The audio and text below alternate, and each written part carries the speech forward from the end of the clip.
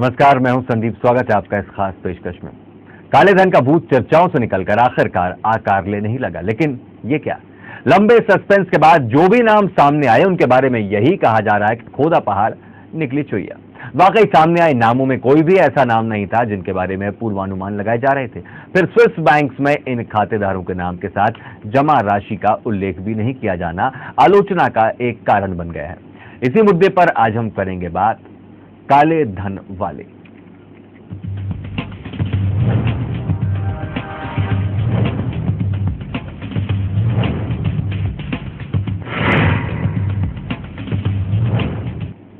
भाजपा सरकार ने आखिरकार काला धन रखने वाले 3 लोगों के नाम सुप्रीम कोर्ट को बता दिए, लेकिन इस खुलासे के बाद सरकार चारों तरफ से आलोचनाओं में घिर गई है। भाजपा सरकार के इस खुलासे पर चारों तरफ से सवालिया निशान लग रहे हैं और आखिरकार काले धन पर पहाड़ खुद ही गया।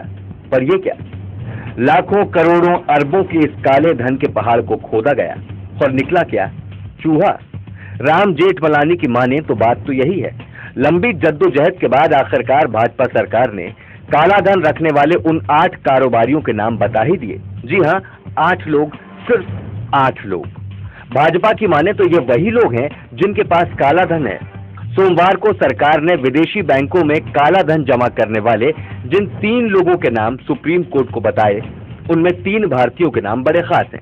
ब्लैक मनी के मुद्दे पर सरकार की ओर से दिए गए पूरक हलफनामे के साथ राजकोट के सराफा कारोबारी पंकज चमनलाल लोढ़िया, डाबर समूह के प्रदीप बर्मन, गोवा की खनन कारोबारी राधा टिम्बलू के नाम सबूत के साथ पेश किए गए हैं।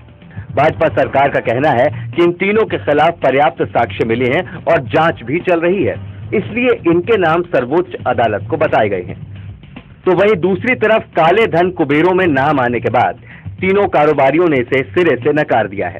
हालांकि प्रदीप बर्मन ने माना है कि विदेशी बैंक में उनका अकाउंट है, लेकिन उन्होंने कहा कि ये वैध अकाउंट है और वो सारे टैक्स चुका रहे हैं। वहीं पंकज चमनलाल ने कहा कि उनका किसी स्विस बैंक में अकाउंट नहीं है और इस बारे में जानकारी उन्हें मीडिया से ही मिल रही है। इससे परे वित्त मंत्री अरुण जेटली संकेत दे चुके हैं कि यूपीए सरकार के मंत्री और कांग्रेस नेताओं के भी नाम इस लिस्ट में हैं। सूत्रों की माने तो इस लिस्ट में यूपीए सरकार के एक मंत्री समेत कांग्रेस के 4 नेताओं के नाम भी हैं। इनके खिलाफ जांच जारी है और ये पूरी होने के बाद इनके नाम सुप्रीम कोर्ट को बताए जाएंगे। सिर्फ 8 लोगों के नाम घोषित करने पर सफाई देते हुए सरकार ने कहा कि काले धन के मामले में जांच के बिना नामों का खुलासा करना निजता के अधिकार का उल्लंघन होगा। वहीं दूसरी तरफ सरकार द्वारा विदेशी बैंकों में काला धन जमा करने वाले 3 भारतीयों के नाम सुप्रीम कोर्ट में बताने के बाद से वो आलोचना के घेरे में आ गई है और उसे विपक्षी पार्टियों की कड़ी आलोचना का सामना करना पड़ रहा है। सरकार की इस बात के लिए आलोचना की जा रही है कि आखिर क्यों उसने सिर्फ 3 नाम बताए, जबकि उसने पहले 136 लोगों के नाम बताने की बात कही थी।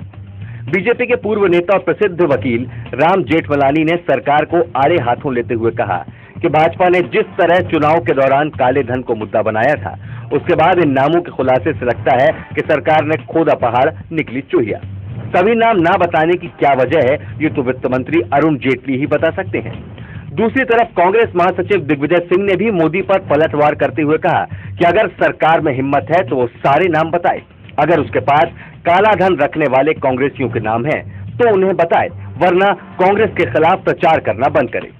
केंद्र सरकार की ओर से सुप्रीम कोर्ट में काले धन पर दिए गए हलफनामे में 3 नामों का खुलासा किए जाने के बाद आम आदमी पार्टी के संयोजक अरविंद केजरीवाल भी खुलकर सामने आ गए हैं। केजरीवाल ने इन 3 नामों के अलावा 15 नाम और गिना दिए और दावा किया कि इन लोगों ने भी बड़ी मात्रा में काला धन जमा किया हुआ है।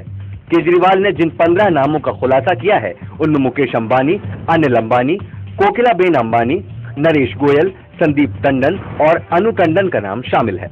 सरकार ने काला धन रखने वाले 3 भारतीयों के नाम उजागर किए, लेकिन क्यों पता नहीं। कहा गया है कि काला धन है इनके पास, कैसे नहीं बताया, कितना है नहीं बताया, कब जमा किए ये भी नहीं बताया।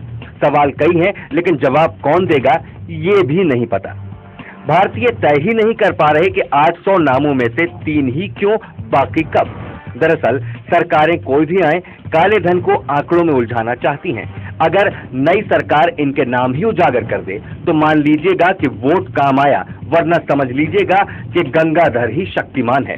चेहरे बदले हैं, नियत और नियति नहीं। Bureau report, news world, Bhopal. वाकई ऐसा ही लगता है कि सिर्फ और सिर्फ चेहरे ही बदले हैं। चुनाव के पहले ये डंका पीटा गया कि 800 नाम है, 800 लोगों के बैंक खाते स्विस बैंक में है, वहां से हम चुनाव जीतते ही, सरकार बनाते ही ये रुपया वापस ले आएंगे, देशवासियों में बांट देंगे, भारत को फिर से सोने की चिड़िया बना देंगे। लेकिन ऐसा लग रहा है कि चिड़िया पूरी तरह से और फुर्री हो गई। यहां पर देखा जाए तो 100 दिनों की बात की गई थी सरकार बनाने के बाद, जब वो भी दबाव बनाया गया कि 100 दिन बीत गए, अब क्या, तो इसके बाद 135 नाम, 136 नामों की बात की गई कि सरकार के पास ये नाम है, जल्दी ही बताए जाएंगे। फिर कुछ धमकाने के अंदाज में वित्त मंत्री अरुण जेटली ने कहा कि कांग्रेस को शर्मिंदा होना होगा। लेकिन अब जब फिर से नाम आए तो इसमें जैसा कि कुछ भी कयास लगाए जा रहे थे, उसमें से किसी के भी नाम नहीं, बल्कि 3 नाम बिल्कुल अलग से निकल करके आए हैं, जिनमें से एक का तो सीधा सीधा दावा है कि उनका किसी तरह का कोई बैंक खाता विदेश में नहीं है। हैरत में डालने वाली ये बात है कि सिर्फ 3 नामों की घोषणा की गई, कुल 8 नाम वैसे बताए गए हैं, जिनमें से जो राधा टिमलू हैं उन्हीं के जो अलग अलग निदेशक हैं 5 और उनको भी इसमें इंक्लूड किया गया है, शामिल किया गया है। तो इस तरह से टोटल 8 नाम, लेकिन ये कहा जाए तो कुल 3 कारोबारियों के नाम, 3 ग्रुप्स के नाम भी बताए गए हैं यहाँ पर सुप्रीम कोर्ट को। और हमारे संवाददाता केशव पटेल हमारे साथ फोन लाइन पर मौजूद हैं। केशव, क्या मान लें कि गंगाधरी शक्तिमान है? एक बहुत पुरानी कहावत है कि बेगानी शादी में अब्दुल्ला दीवाना जी, और यहाँ तो ये बहुत अच्छे से लागू होता है कि बेगानी शादी में अब्दुल्ला दीवाना, और उस पर भी ये कि भाभी नाम लेकर नमस्ते करें जी। किनका पैसा है, कितना पैसा है, जो सूची जारी हुई है, सबसे बड़ी बात यह है संदीप कि लोकसभा चुनावों के दौरान काले धन मुद्दे पर यूपी सरकार को कटघरे में खड़ा करने वाली यही मोदी सरकार थी, जो अब इन नाम के खुलासों के बाद कहीं ना कहीं घिरती नजर आ रही है जी।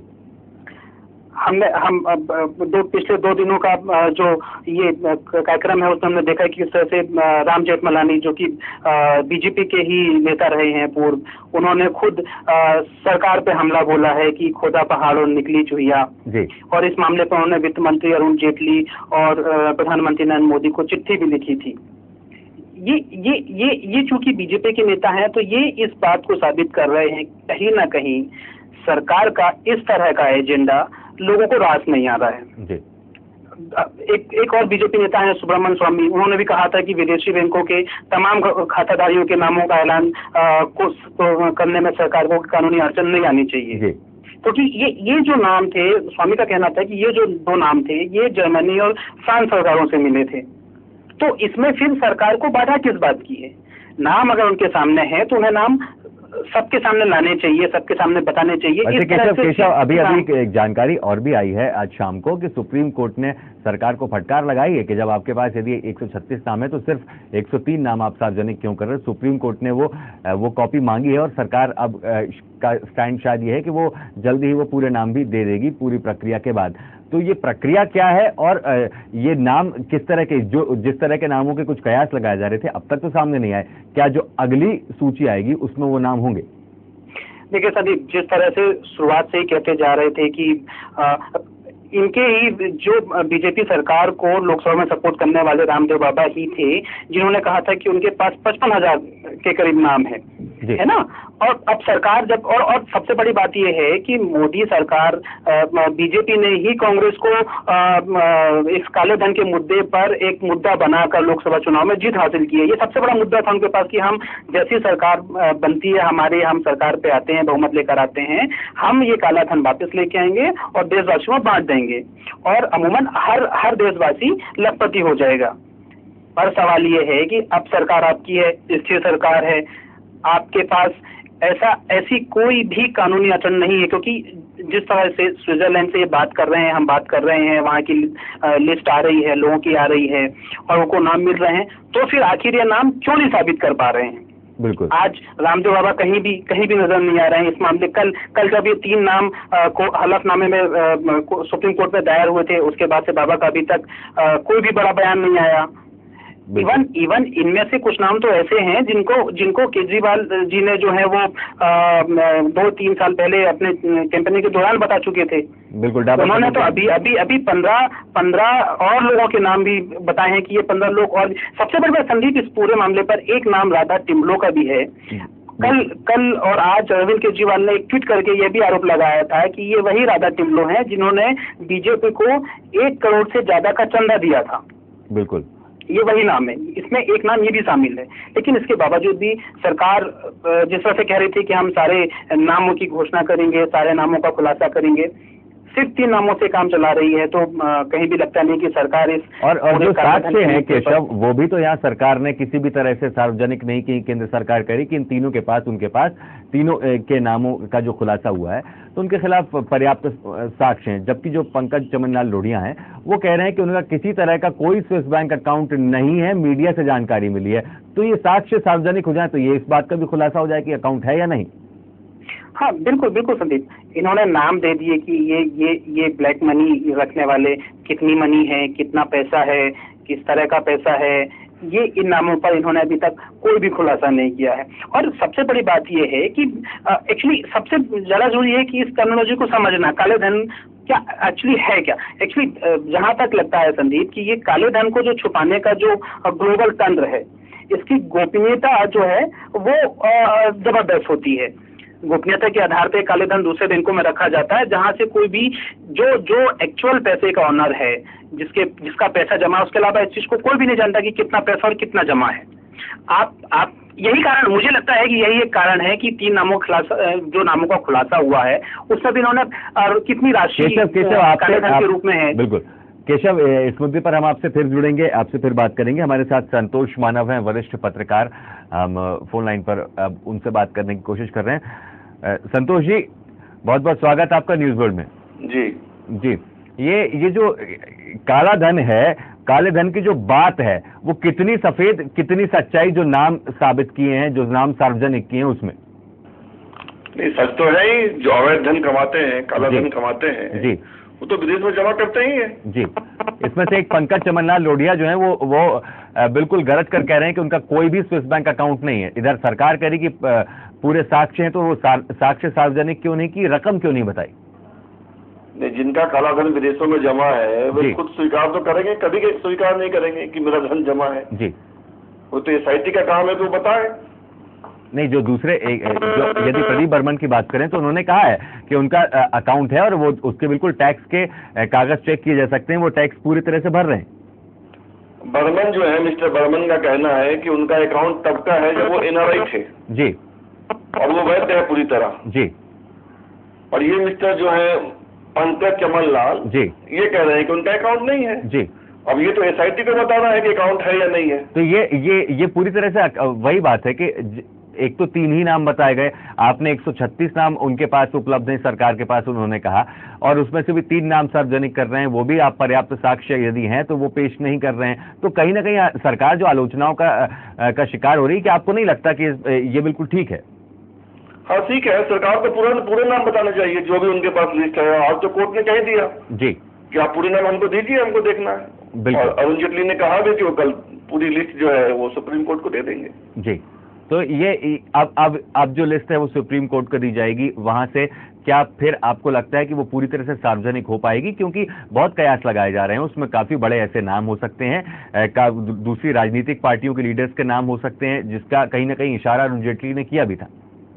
मुझे नहीं लगता कि सारे नाम सार्वजनिक होंगे जी, क्योंकि उसमें इतने बड़े बड़े लोगों के नाम हैं कि वो पूरी व्यवस्था हिलने लगेगी एक तरह से। जी, तो वो नाम मुझे नहीं लगता है कि पूरी तरह से सार्वजनिक हो पाएगा। तो ये पूरी तरह से माननीय न्यायालय पर अब निर्भर होगा कि वो नाम सार्वजनिक होंगे या नहीं। जी जी, पूरी गेंद जो है वो न्यायालय के पाले में है। जी, और जो 800 नामों की बात की थी सरकार में आने से पहले भाजपा ने, उनका क्या? भाजपा ने वादा किया था कि वो सत्ता में आने के बाद जो है पूरे नाम सार्वजनिक कर देंगे, तो जो करना चाहिए। बहुत बहुत शुक्रिया हमसे जुड़ने के लिए। संतोष मानव हमारे साथ वरिष्ठ पत्रकार फोन लाइन पर मौजूद थे और उनको नहीं लगता कि ये सारे के सारे नाम सार्वजनिक होने वाले हैं। 800 में से 136 नाम भी जो सरकार के पास हैं, 3 नाम घोषित कर चुकी है। अब यदि हम ये भी मान लें कि 133 नाम और हैं इस सूची में, तो भी ये पूरे नाम, क्योंकि सुप्रीम कोर्ट को यदि सरकार सौंपती भी है, क्योंकि सुप्रीम कोर्ट ने फटकार लगाई है, सवाल उठाया था, तो उसके बाद भी बहुत मुश्किल यहाँ पर मालूम हो रहा है कि ये पूरे नामों की घोषणा हो सकती है, क्योंकि पूरा तंत्र इससे हिल सकता है, व्यवस्था पर इससे असर पड़ सकता है, बाजार और अर्थव्यवस्था भी कहीं ना कहीं इससे प्रभावित होगी। और केशव हमारे साथ फिर से फोन लाइन पर जुड़ गए हैं।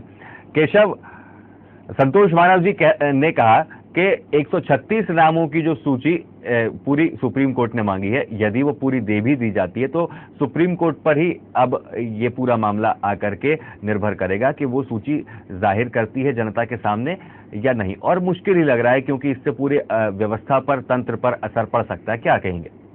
देखिए संजय जी, 2 चीजें हैं। सरकार जिस वादे के साथ सत्ता पे आई है उसको लेकर 2 चीजें। एक तो काला धन। सबसे बड़ी बात यह है कि काले धन को छिपाने का जो ग्लोबल तंत्र है वो गोपनीयता की जबरदस्त प्रतिस्पर्धी आग्रहों पर आधारित होता है, जिसको भेदने के लिए सरकार को अपने खुद के नियम बनाने होंगे। क्योंकि यहाँ सबसे बड़ी बात यह है कि यहाँ मुकाबला टैक्स हेवन से होता है, जहाँ पर सच छिपाने का कारोबार वो भी कानूनी दायरे में किया जाता है। इसके लिए सबसे बड़ी बात है कि सरकार को इस पक्ष पर विचार करना पड़ेगा। और दूसरी बात यह है कि जब अमेरिका ने स्विस बैंकों पर दबाव बनाया, स्विस बैंक को मजबूरन अमेरिकी लोगों का काला धन छिपाने के एवज में जुर्माना भी देना पड़ा। बिल्कुल।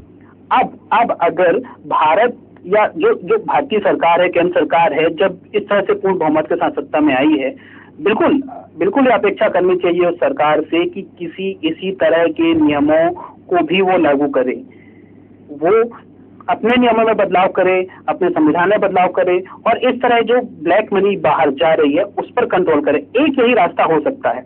दूसरी बात यह है कि जिस तरह से बड़े नामों का खुलासा हो रहा है, जैसे कि टिमलू के हम बात कर, जिनके बारे में बात कर रहे थे कि उन्होंने कांग्रेस और बीजेपी दोनों को ही चंदा दिया है, कई सालों से चंदा देते आ रहा है। ऐसे और भी कई उद्योगपति हैं जो कांग्रेस और बीजेपी को चंदा देते आ रहे हैं। अब सवाल ये है कि आगामी आने वाले समय में और भी जगह के विधानसभा चुनाव हैं, तो ये बिल्कुल ये एक बड़ा सवाल है। केशव, इस पे हम चर्चा करेंगे। हमारे साथ फिलहाल ब्रह्मवीर सिंह जुड़ गए हैं, वरिष्ठ पत्रकार, हम उनसे चर्चा कर रहे हैं। सिंह साहब, बहुत बहुत स्वागत है आपका न्यूज वर्ल्ड में। जी थैंक यू जी। सिंह साहब, क्या लग रहा है, सुप्रीम कोर्ट ने आज बाकी के भी 133 नामों की जो पूरी सूची में जो 133 नाम बचे हैं, क्योंकि बीजेपी ने 136 नाम कहा था कि उनके पास हैं, यदि वो सुप्रीम कोर्ट को सौंप भी दिए जाते हैं जैसे कि जेटली महाशय कह रहे हैं, तो उसके बाद क्या लगता है कि वो नाम सार्वजनिक हो पाएंगे? देखिए, अभी जैसा कि अभी तक मैंने देखा है, सुप्रीम कोर्ट ने ये कहा है कि पहले आप सारे नाम सौंपिए जी, उसके बाद में ये तय करेंगे कि किसकी जांच करानी है और किसकी जांच नहीं करानी है जी। तो निश्चित तौर पर ये पहले तौर पर ये लगता है कि सूची अगर सौंप भी देती है केंद्र सरकार, तो उसमें से कोर्ट पहले ये देखेगी जो उसकी जांच के लिए विशेष जांच टीम गठित की गई है, SIT का गठन किया गया है जी। वो ये तय करेगी कि इनमें से कुछ लोग ऐसे होंगे जिनका जो खाता होगा वो उस दायरे में आता है जिनकी जांच कराई जाए, या जो लोग हैं जिनका खाता जांच कराने के दायरे में आने लायक नहीं है, तो निश्चित तौर पर ये तुरंत में सार्वजनिक होंगे, इसमें लेकर संदेह है। इसको जांच करने में थोड़ा वक्त लगेगा और कोर्ट ये देखेगी, और जो SIT है वो ये देखेगी कि उन लोगों में से कौन से ऐसे लोग हैं जिन्होंने स्पष्ट तौर पर काले धन को लेकर के विदेशों में जमा किया है, वो काला धन है, या कुछ लोग ऐसे भी हैं जो विदेशी नागरिक थे या इन्होंने अनुमति लेकर के वहां पे खाते में अपने में पैसे डलवाए। तो ये कहा जा सकता है कि अभी कुछ थोड़ा सा और वक्त लगेगा इन सब चीजों को स्पष्ट होने में, और ये सूची बाहर आएगी तो कुछ हो सकता है कि काफी समय तक लोगों को ये इंतजार करना पड़े कि कौन लोग हैं जिन्होंने अरबों खरबों रुपए विदेशों में जमा कर रखे हैं। सिंह साहब, लेकिन ऐसे में कहीं ना कहीं सरकार को तो रिलीफ यहाँ पर मिलेगा ही, सरकार के गले की फांस तो निकल जाएगी, क्योंकि अभी सरकार आलोचनाओं में घिर गई है सिर्फ 3 नाम सार्वजनिक करने से। अब यदि सरकार पूरी सूची सौंप देती है सुप्रीम कोर्ट को, तो सरकार का इधर काम खत्म हो जाएगा, और वहां यदि फिर से बात जांच के दायरे में चली गई तो निश्चित रूप से लंबा इंतजार करना पड़ेगा, या फिर हो सकता है कि कई नाम जो वास्तविक नाम है वो सामने भी ना आए, क्योंकि कहीं ना कहीं क्या आपको लगता है कि उस सूची में ऐसे नाम हो सकते हैं, बड़े राजनीतिक दलों के कुछ लोग हो सकते हैं, बड़े उद्योगपति हो सकते हैं, जैसे कि अरविंद केजरीवाल बार बार चीख कर कह रहे हैं, तो उससे कुछ तंत्र को या व्यवस्था को खतरा होगा? देखिए, निश्चित तौर पर ये तो स्पष्ट ही है कि जिस तरह से ये अकेले ऐसा नहीं कि भारतीय जनता पार्टी की सरकार ये काम कर रही है, इससे पहले यूपीए की सरकार कई वर्षों तक ये काम करती रही है और वो किसी आम आदमी के लिए काम कभी होता नहीं है। वो निश्चित तौर पर बहुत बड़े लोग होंगे, उद्योगपति होंगे, जैसे केजरीवाल स्पष्ट तौर पर अंबानी फैमिली का पूरा नाम बता रहे हैं, बर्मन फैमिली का पूरा नाम बता रहे हैं, बहुत सारे बड़े लोगों के वो नाम बता रहे हैं, यूपीए के मंत्रियों के नाम वो बता रहे हैं, और भी सोशल मीडिया पर भी बाहर भी जिन लोगों के नाम सामने आते हैं वो कोई छोटे लोग नहीं है जिनका नाम बताने में सरकार को कोई दिक्कत ना हो। वो निश्चित तौर पर ऐसे लोग हैं जो पूरे सिस्टम को संचालित भी करते हैं, और यही वजह है कि केंद्र सरकार लगातार, चाहे वो बीजेपी की हो चाहे कांग्रेस की हो, वो इन नामों को न बताने के लिए तरह तरह की चीजें सामने लाती है। कभी नियम का हवाला, कभी दूसरे देशों के साथ जो संधियां हैं उनका हवाला। वो तो 100% बात यह है कि बड़े लोग ही हैं और बड़े लोग ही इतना पैसा जमा करा सकते हैं, बाकी कौन कराएगा। सिर्फ चेहरा ही बताया। तो बात होगी, सुप्रीम कोर्ट ये तय करेगा कि जिन सूची को कोर्ट में दिया गया है, वो कोर्ट ये कहे कि इनका नाम अखबार या कोई भी मीडिया इसको पब्लिश नहीं करेगी या करेगी, इस तरह का कोई कल निर्देश आता है कि नहीं आता, इस पर बहुत कुछ निर्भर करेगा। जी, बहुत बहुत शुक्रिया सिंह साहब हमसे बातचीत करने के लिए। और राकेश शर्मा, प्रदेश प्रवक्ता भाजपा, हमारे साथ फोन लाइन पर मौजूद हैं। राकेश जी, स्वागत है आपका न्यूज वर्ल्ड में। धन्यवाद संदीप जी। राकेश जी, जो 3 नाम घोषित किए हैं काले धन की सूची में से, आप क्या उनका स्वागत करते हैं या फिर आपको लगता है कि जो देश बाकी के जो नामों की घोषणा की जो बाट जो रहा है वो जल्दी घोषित होने चाहिए? संदीप जी, सबसे ज्यादा प्रश्न चीज आज कांग्रेस उठा रही है कि ये काले धन के जो नाम निकल के सामने आ रहे हैं, ये बहुत कम नाम निकल के आए हैं और बहुत नाम निकलना था। तो मैं एक प्रश्न यहाँ कांग्रेस के नेताओं से ये पूछना चाहूंगा कि 10 साल तक लगातार आपकी सरकार रही, तो तब क्यों एक भी नाम सामने नहीं आया? आज अगर 3 नाम भी निकल के सामने आए तो एक शुरुआत तो हुई है। जी, लेकिन जो 136 नाम थे राकेश जी, उसमें से सिर्फ ये 3 ही नाम क्यों अभी जाहिर किए गए? कहीं भी ये नहीं कहा कि ये सिर्फ 3 नाम है काले धन के लिए। जी, सरकार कह रही है बाकी नामों की भी जांच हो रही है और बाकी नाम भी धीरे धीरे करके एक एक सामने आएंगे, और ऐसा कोई भी नाम नहीं बचेगा जो बेनकाम नहीं होगा या सामने नहीं आएगा। सरकार की मंशा बिल्कुल खुली हुई है, वो 3 नाम निकल के आए, ऐसे बाकी नाम भी निकल के आएंगे। जी, लेकिन जो इधर जो एक व्यापारी हैं जो चमनलाल लोढ़िया, वो कह रहे हैं कि उनका कोई भी अकाउंट नहीं है, उन्हें मीडिया से ही जानकारी मिली है। तो जो साक्ष्य हैं, सरकार यदि कह रही कि इन तीनों के खिलाफ पर्याप्त मात्रा में साक्ष्य हैं, ना तो वो जाहिर किए गए हैं, ना वो सार्वजनिक किए गए हैं, और ना ही कितनी धनराशि जमा है काले धन की वो बताई गई है, ऐसा क्यों? केंद्र सरकार की जांच एजेंसी अगर जांच कर किसी व्यक्ति का नाम निकालकर उसको सुप्रीम कोर्ट में वो नाम अंदर दिया गया है हल्फनामे में, तो सरकार ने कोई ऐसे तो किसी का नाम नहीं दे देगी कि हम जो सड़क चलते किसी व्यक्ति का नाम उठा के दे दिया। और कोई भी व्यक्ति जो अपराधी रहता है या किसी गलत उसमें इन्वॉल्व रहता है वो कभी स्वीकार नहीं करता है। तो हम लास्ट तक यही कहता रहता है मेरा नाम नहीं है और मुझे आपसे जानकारी मिली, जबकि कई चैनलों पर कल उन्होंने स्वीकार किया कि अब आगे कोर्ट जैसा सम्मन जारी करेगा उसके बाद मैं आपको जवाब दूंगा, जब वहां से कुछ वो आएगा उसके बाद मैं जवाब दूंगा। तो ये अलग विषय। जी राकेश जी, एक रकम की बात आखिर में और बता दें कि क्या ये कब जाहिर की जाएगी, और बाकी के नामों की जो सूची है वो जैसे कि सुप्रीम कोर्ट ने कहा है सरकार को कि वो भी सौंपी जाए, तो वो कब तक मिलेगी? देखिए, कांग्रेस शासनकाल में कई देशों से जो हमारी टीटी हुई उसमें ये समझौता किया गया था कि हम जो नाम है वो एकदम डिस्क्लोज नहीं करेंगे, पर ये जो कांग्रेस की गलतियां उसका सुधार कब केंद्र सरकार कर रही है और धीरे धीरे करके पूरे नाम सामने आ जाएंगे, और जब पूरे नाम जब सामने आ जाएंगे तो उनको पैसा सरेंडर करना पड़ेगा। जी, बहुत बहुत शुक्रिया राकेश जी हमसे बात करने के लिए। तो कांग्रेस की सरकार के वक्त जो संधि हुई, भाजपा का ऐसा कहना है कि उसी के कारण सारे नाम एक साथ सामने नहीं आ पा रहे, लेकिन धीरे धीरे सरकार इन नामों का खुलासा करने के लिए प्रतिबद्ध है। तो यही कह सकते हैं कि लंबे इंतजार के बाद काले धन पर कुछ वास्तविक रूप से खुलासा होना शुरू हुआ है, लेकिन किसी बड़े पर्दाफाश का इंतजार कर रहे लोगों को गैर राजनीतिक, गैर ग्लैमर वालों के नाम आने पर हैरानगी के साथ ही निराशा भी हुई। लेकिन इस सब के साथ एक सवाल और जुड़ गया कि क्या चुनावों में सबसे बड़ा हथियार बन चुके काले धन का मामला आसानी से सुलझाया जा सकेगा? आज के लिए बस इतना ही। नमस्कार।